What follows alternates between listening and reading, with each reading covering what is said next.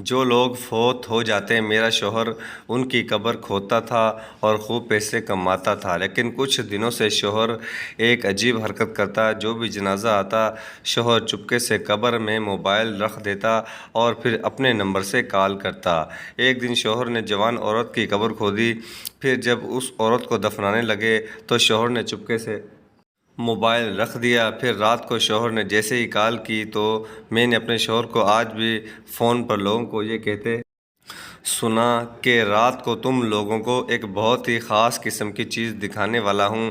یہ آفر سب کے لیے نہیں ہے، تم لوگ میرے اپنے ہو اسی لیے تم کو بتا رہا ہوں۔ بڑا ہی زبردست ماحول ہونے والا ہے اور بہت ہی خاص چیز ہے، روز روز نہیں ملتی، تم سب وقت سے آ جانا۔ مجھے پہلے تو سمجھ نہیں آیا کہ میرا شوہر کس بارے میں بات کر رہا ہے، لیکن جب بھی ہمارے محلے میں کہیں آس پاس کسی کی فوتگی ہو جاتی تو اسی رات میرا شوہر اپنے دوستوں اور جاننے والوں کو فون کر کے بلایا کرتا تھا کہ آج کی رات تم لوگوں کو ایک ایسا منظر دکھاؤں گا کہ حیران ہو جاؤ گے، تم سب کا ایمان تازہ ہو جائے گا۔ اس کے بعد میرا شوہر میت کے کاموں میں سب سے آگے آگے ہوتا، بنا کسی معاوضے کے سارے کام بہت ہی شوق سے کرتا۔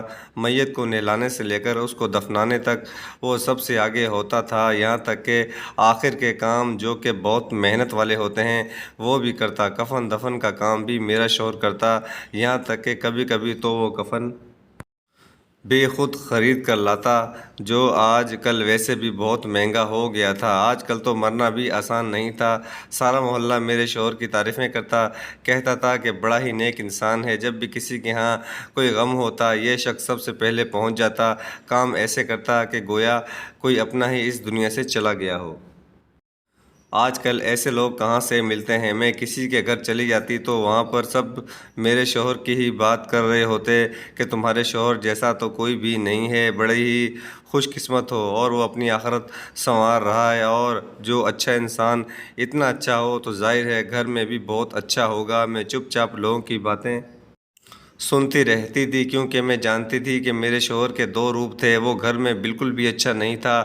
مجھے ایک دن پتہ چل ہی گیا کیونکہ میرا شوہر کسی بھی میت کے پیچھے ایسے پریشان ہو جاتا جیسے خدا نخواستہ یہ اس کے گھر کی میت ہے، کیونکہ وہ جب بھی کسی میت کو قبر میں اتارنے لگتا تو اس میں ایک موبائل فون رکھ دیتا۔ اس کے ساتھ وہ کیا کرتا تھا یہ جان کر جان نکل گئی، لیکن پھر ایک دن ایسا ہوا کہ میرا شوہر بھی حیران رہ گیا اور میں بھی، کیونکہ جس قبر میں فون رکھ کر آیا تھا وہ ایک عورت کی قبر تھی، جس میں اس کو کسی مرد کی آواز سنائی دی اور وہ آواز کسی اور کی نہیں بلکہ میرا نام تحریم ہے۔ میں ایک سیدھی سادی مناسب شکل و صورت کی لڑکی تھی، میری شادی کو 16 سال ہو چکے تھے، میرے 3 بچے بھی تھے، زندگی ٹھیک گزر رہی تھی۔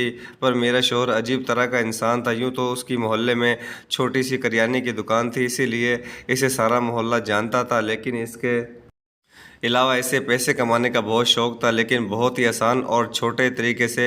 وہ اس بات پر مشہور تھا کہ جب بھی محلے میں کوئی مرتا تو وہ سب سے آگے آگے ہوتا یہاں، لیکن اگر وہ اتنا ہی اچھا انسان تھا تو پھر گھر میں اس کے طور طریقے اتنے برے کیوں تھے؟ وہ بلا وجہ بچوں کو مارتا، ذرا سی غلطی ہو جاتی تو میرے خاندان کو برا بھلا کہنا شروع کر دیتا، ہاتھ اٹھانے میں دیر نہیں کرتا، اپنی ذمہ داریوں کو سنجیدہ نہیں لیتا۔ دکان کرائے کی تھی، ورنہ یہ اتنا لاپرواہ تھا کہ ہم لوگ بھوک سے مر ہی جاتے۔ دکان پر ملازم کو بٹھا کر خود نہ جانے کہاں غائب رہتا۔ جب بھی محلے میں کوئی فوت ہو جاتا تو رات کے ٹائم اس نے ایک محفل لگانی ہوتی تھی، وہ محفل اپنی بیٹھک میں لگایا کرتا، مجھے صرف اتنی اجازت ہوتی کہ میں چائے بنا کر وہاں پر پہنچاتی رہوں۔ ساری رات وہاں لوگ بیٹھے رہتے اور مجھے بار بار چائے بنانے کو کہتا تھا، لیکن اس کے بعد صبح اس کے بعد بہت سارے پیسے بھی ہوتے، کبھی اس کمرے سے رونے کی آوازیں آتی تو کبھی ہنسنے کی۔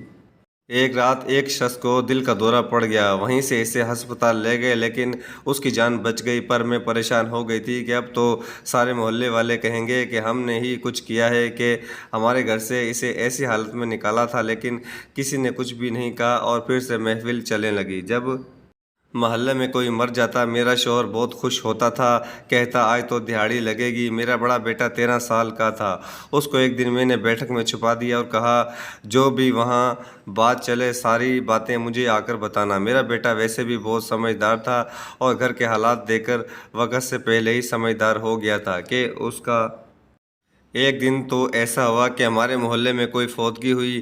رات میرا شوہر اپنی بیٹھک میں دوستوں کو لے کر بیٹھا تھا، وہاں پر عجیب و غریب قسم کی آوازیں آ رہی تھی۔ جب میرے کانوں نے کچھ سنا تو ایک شخص بولا میں بڑا گنہگار ہوں، میں بڑا گنہگار ہوں، اور وہاں پر ہی بے ہوش ہو گیا، اسے دل کا دورہ پڑ گیا۔ کچھ دیر بعد جب تک محفل ختم نہیں ہوئی ساری رات میرا بیٹا بیٹھک میں چھپا رہا، کیونکہ صبح ہونے سے پہلے تو وہ نکل بھی نہیں سکتا تھا۔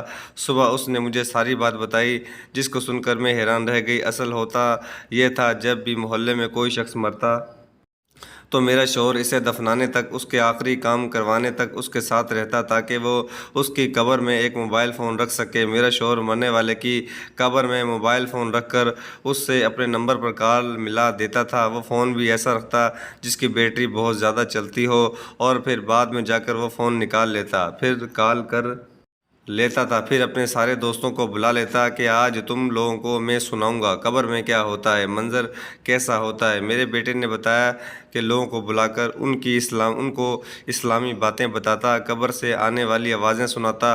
قبر سے کوئی خاص آواز تو نہ آتی، لیکن شاید مٹی گرنے سے یا فون کے ہلنے سے کچھ آوازیں آتی تھی۔ لوگ اس پر بھی اشکر اٹھتے تھے، پھر عجیب قسم کے بیانات لگا لیتا جس سے لوگوں کو یہ احساس ہوتا کہ وہ بڑے گنہگار ہیں۔ اس دن جو شخص ہماری بیٹھک میں بے ہوش ہوا تھا دراصل وہ اپنے گناہوں پر بری طرح رو رہا تھا۔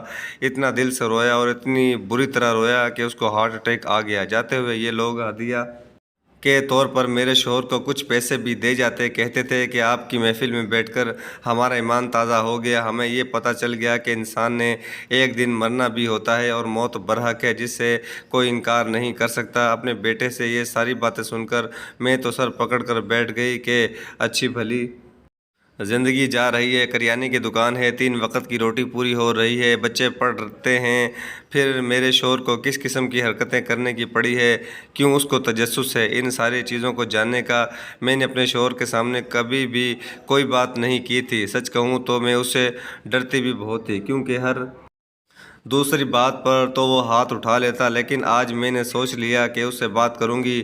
وہ کھانا کھا رہا تھا، جب میں نے اس سے کہا بیٹھک کے اندر کیا ہوتا ہے، اس دن وہ شخص کیوں بے ہوش ہوا تھا، تو کہنے لگا کہ جو بیٹھک میں ہوتا ہے بہت ہی نیک کام ہے، اللہ کا بہت بڑا کرم ہے، تم کیوں پوچھ رہی ہو۔ پھر میں نے اس کو ساری بات بتا دی۔ اس نے کہا تمہیں شرم نہیں آتی، اپنے بیٹے سے میری جاسوسی کروا رہی تھی۔ میں نے کہا مجھے بھی جاننا ہے کہ آج کل کیا ہو رہا ہے، کل ایک شخص کو ہارٹ اٹیک آیا تھا، کل کو کوئی مر جائے گا تو اس کی ذمہ داری کس پر پڑے گی۔ آپ کو نہیں پتہ کہ اس طرح کے کاموں میں پہلے بھی لوگ مر چکے ہیں۔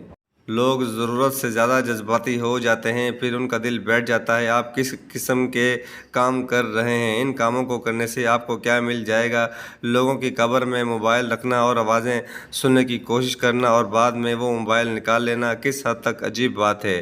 یہ آپ کے بچوں کو پتہ چل جائے کہ ان کا باپ یہ سب کرتا ہے تو وہ آپ کے بارے میں کیا سوچیں گے۔ میرے شوہر نے زندگی میں پہلی بار چپ چاپ میری اتنی ساری باتیں سنی، پھر مجھے باتیں سنانے لگا کہ تمہیں کیا پتہ، تم تو ہو ہی بے دین، تمہارا خاندان بھی ایسا تھا، تمہارے باپ کو میں نے آج تک مسجد جاتے نہیں دیکھا، تمہاری ماں گھر میں ڈرامے دیکھتی تھی، تمہیں کیا پتہ ان سب باتوں کا۔ چپ چاپ اپنے کام سے کام رکھو، اگر دوبارہ ایسی حرکت کی تو مجھ سے برا کوئی نہیں ہوگا۔ شرم نہیں آتی، اپنے شوہر کی جاسوسی کرواتی ہے، بے وقوف عورت۔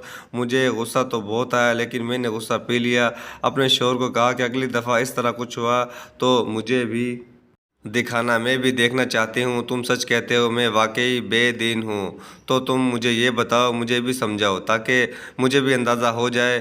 میرے شوہر نے پہلی دفعہ میری تعریف کی اور کہا ضرور، جب بھی ایسا کچھ ہوا تو میں ضرور دکھاؤں گا، بس تم دعا کرو کہ کوئی جلد ہی میت آ جائے۔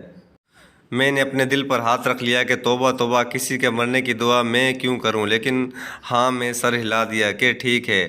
ایک دن ایسے ہی محلے میں قرآن خوانی میں چلی گئی تو وہاں پر کچھ عجیب و غریب قسم کی باتیں ہو رہی تھی کہ آج کل کی لڑکیاں بڑی تیز ہیں۔ ہمارے محلے کی ایک لڑکی کل کو کسی کے ساتھ بھاگ گئی ہے۔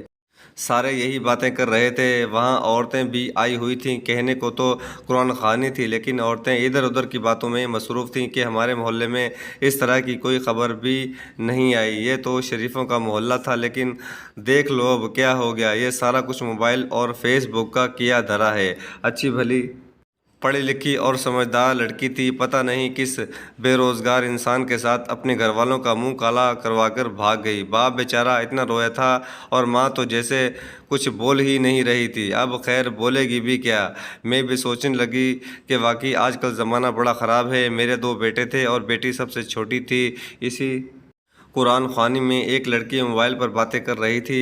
میں اس لڑکی کو اسی لیے دیکھ رہی تھی کیونکہ وہ بہت ہی پیاری تھی، اس کے لمبے لمبے بال تھے۔ تب کسی نے کہا کہ اس کو ہی دیکھ لو، فون پر ہنس ہنس کے بات کر رہی ہے، کیا لگتا ہے کہ یہ کس سے بات کر رہی ہوگی؟ اپنے ماں باپ سے تو بات نہیں کر رہی، اتنا مسکرا مسکرا کر کون ماں باپ سے بات کرتا ہے، وہ بھی فون پر۔ میں نے اس عورت کو کہا کہ کسی پر الزام نہیں لگاتے، جو بھی کرتا ہے اس کا حساب تو انہیں خود ہی دینا ہے، اسی لیے کسی پر تہمت لگانا تو ویسے بھی بہت بڑا گناہ ہے۔ باقی عورتوں نے بھی میرا ساتھ دیا، لیکن ایک ہفتے بعد میں نے محلے میں ایک ایسی خبر سنی کہ میں بھی حیران رہ گئی۔ مجھے دکھ بھی ہوا، جس لڑکی کا میں ساتھ دے رہی تھی، جو مجھے بہت پیاری اور چلبلی سی لگ رہی تھی، اس لڑکی نے خودکشی کر لی تھی۔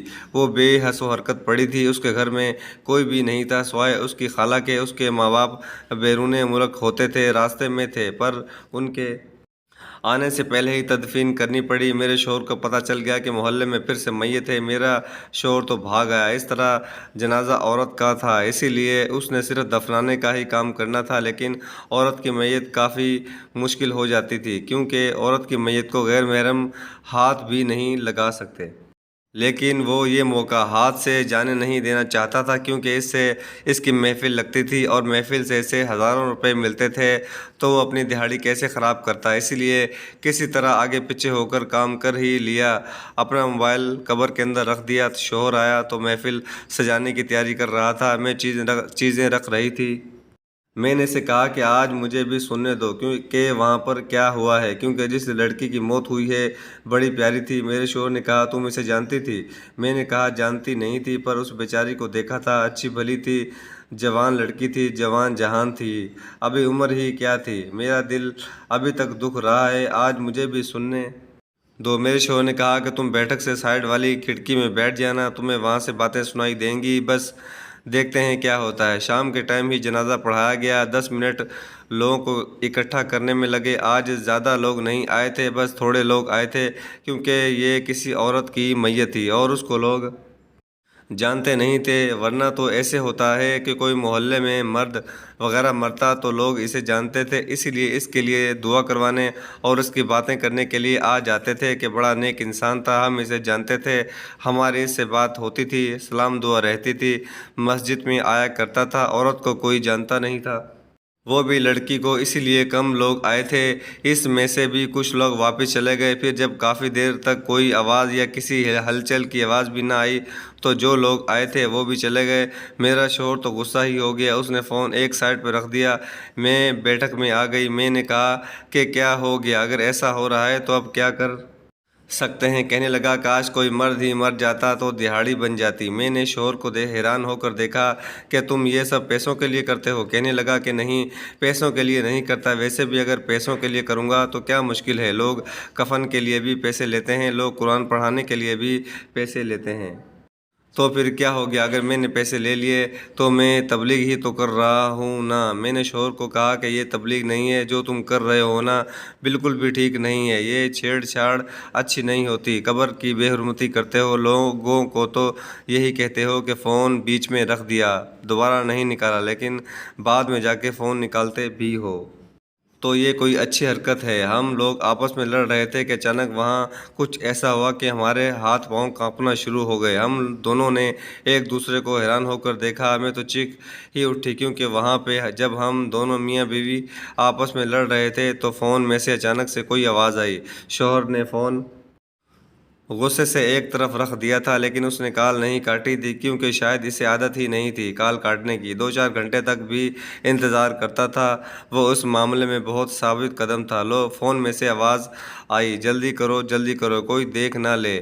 اس کے بعد کسی ہلچل کی آواز آنے لگی، جیسے کوئی مٹی اٹھا کر پھینک رہا ہے یا کوئی پتھر توڑ رہا ہے، یعنی عجیب قسم کی آوازیں تھیں۔ پھر لڑکی کی آواز آئی جو یہ کہہ رہی تھی کہ نکالو نکالو مجھے یہاں سے۔ پھر ایک مرد کی آواز آئی جو غصے میں تھا کہ تم جیسی پاگل میں نے آج تک نہیں دیکھی، جلدی جلدی باہر آؤ۔ یہ بات سن کر تو ہم لوگ حیران رہ گئے۔ میرے شوہر نے آؤ دیکھا نہ تاؤ ہاتھ میں ٹارچ لیے فوراً اس قبر کی طرف بھاگ کھڑا ہوا۔ میں بھی اس کے پیچھے پیچھے گئی، اپنے بڑے بیٹے کو اتنا کہا کہ باقی بچوں کا خیال رکھنا، ہم ابھی آتے ہیں۔ قبرستان زیادہ دور نہیں تھا، یہ قبرستان محلے کے بیچوں بیچ تھا۔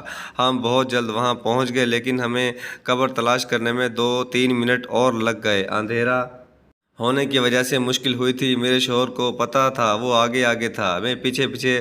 اس کو تو یہ بھی پتہ نہیں تھا کہ میں بھی یہاں پر آ گئی ہوں، کیونکہ وہ اتنی تیزی سے بھاگ رہا تھا۔ پھر جو منظر سامنے کا منظر تھا میں نے دیکھا تو ہم پریشان رہ گئے۔ وہاں پر ایک لڑکا ہاتھ تھامے قبر کے پاس کھڑے تھے، اور یہ وہی لڑکی تھی جس کو میں نے قرآن خوانی میں دیکھا تھا۔ میرا شوہر تو اس لڑکی کا چہرہ نہیں دیکھ پایا تھا، لیکن میں سمجھ گئی تھی۔ وہ ہمیں دیکھ کر بھاگنے لگے کہ میرے شوہر نے ان کو روک لیا۔ رک جاؤ تم دونوں، نہیں تو ابھی پولیس کو بلا لوں گا۔ وہ پھر سے بھاگنے لگے کہ میں نے اس لڑکی کو آواز دے کر روکا۔ میں نے کہا کہ تم یہ سب کیا کر رہی ہو؟ تمہاری ماں کتنی بری طرح رو رہی تھی، تمہارا باپ تمہارے لیے دوسرے ملک سے آیا، وہ سب کتنے پریشان تھے، اور تم یہاں پہ زندہ کھڑی ہو، پھر تم نے یہ سب کیوں کیا؟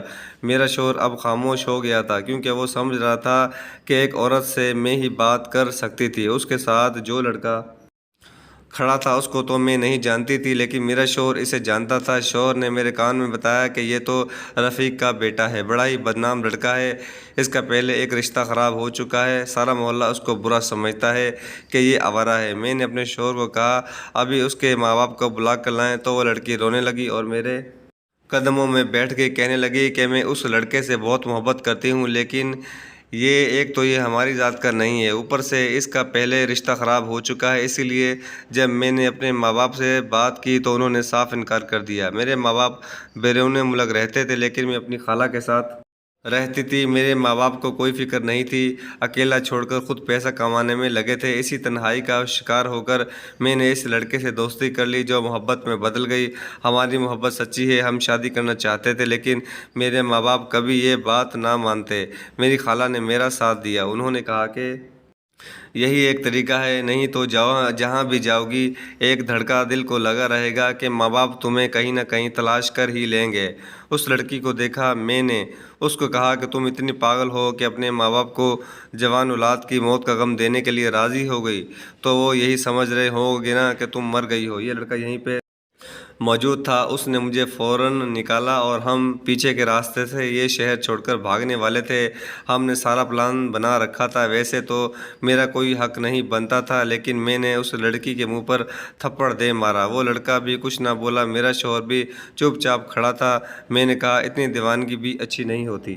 میں نے اپنے شوہر سے کہا کہ اب ان کا کیا کرنا چاہیے؟ میرے شوہر نے کہا کرنا کیا ہے، ان کے ماں باپ کو بتا دیتے ہیں، وہی ان کو ٹھیک کریں گے۔ وہ لوگ معافیاں مانگ رہے تھے، پر ہم لوگوں نے کہا کہ تم لوگوں نے نہ صرف معاشرے کے قانون کو توڑا ہے بلکہ قبر کی بھی بے حرمتی کی ہے، اتنا بڑا ظلم اپنے ماں باپ کے ساتھ کیا، ہم تم لوگوں کو معاف نہیں کر سکتے۔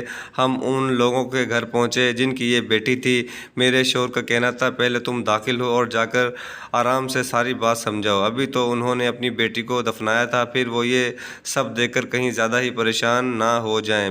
میں اندر گئی، میں نے ان کو ساری بات بتا دی۔ ماں کا دل پسیج گیا، بولی بیٹی ہے میری، لیکن باپ بالکل خاموش ہو گیا۔ خیر ان کی بیٹی کو ان کے حوالے کر دیا۔ باپ کا کہنا تھا کہ یہ میری بیٹی ہو ہی نہیں سکتی جس نے مجھے اتنا بڑا دھوکہ دیا، موت کا مذاق بنایا، یہ میری بیٹی نہیں ہے، لیکن اس لڑکی کو سڑک پر نہیں چھوڑ سکتے، اس لیے گھر میں رکھ لیا۔ لڑکے کو بھی اس کے گھر چھوڑا۔ واپسی پر میں اور میرا شوہر اپنے گھر آ رہے تھے، اس سلسلے میں بہت رات ہو گئی تھی۔ میں نے اپنے شوہر کا ہاتھ تھام کر اسے اپنی طرف متوجہ کیا۔ میں نے کہا آج تمہاری وجہ سے ایک لڑکی اپنے ماں باپ کی عزت خراب کرنے سے بچ گئی، اور ایک ماں کو اس کی بچی واپس مل گئی جس کو اس نے مرا ہوا سمجھ کر اس کا شوق بھی منا لیا تھا۔ تم جو بھی کرتے ہو اپنی جگہ، لیکن آج تمہاری وجہ سے کسی کا گھر بچ گیا۔ مجھے تم پہ فخر ہے کہ تم میرے شوہر ہو۔ شوہر نے کہا کہ میں بھی کچھ اچھے کام نہیں کرتا، آج کے بعد یہ کام نہیں کروں گا، لیکن واقعی مجھے اس بات کی خوشی ہے کہ اس کی وجہ سے ہم کوئی اچھا کام کرنے میں کامیاب ہو گئے۔ وہ لوگ کتنی دعائیں دے رہے تھے اور یہی دعائیں ہمارے لیے بہتر ہو جائیں گی۔ میں تو یہ سب اس لیے کرتا تھا کہ گھر میں کوئی اچھی چیز لا سکوں۔ صرف 3 وقت کی روٹی پوری کرنا تو سب کچھ نہیں ہوتا۔ بچے بڑے ہو رہے ہیں۔ میں نے شوہر سے کہا کہ بس کوئی دوسرا کام کریں، میں آپ کے ساتھ ہوں۔ جاتے جاتے ہم نے اس قبر کو دوبارہ سے بند کر دیا تاکہ یہ بات لوگوں کو پتہ نہ چلے۔ اگر آپ کو کہانی اچھی لگی تو اس ویڈیو کو لائک کیجیے اور اس طرح کی مزید کہانیاں سننے کے لیے ہمارے چینل کو سبسکرائب کیجیے۔ کہانی سننے کا شکریہ۔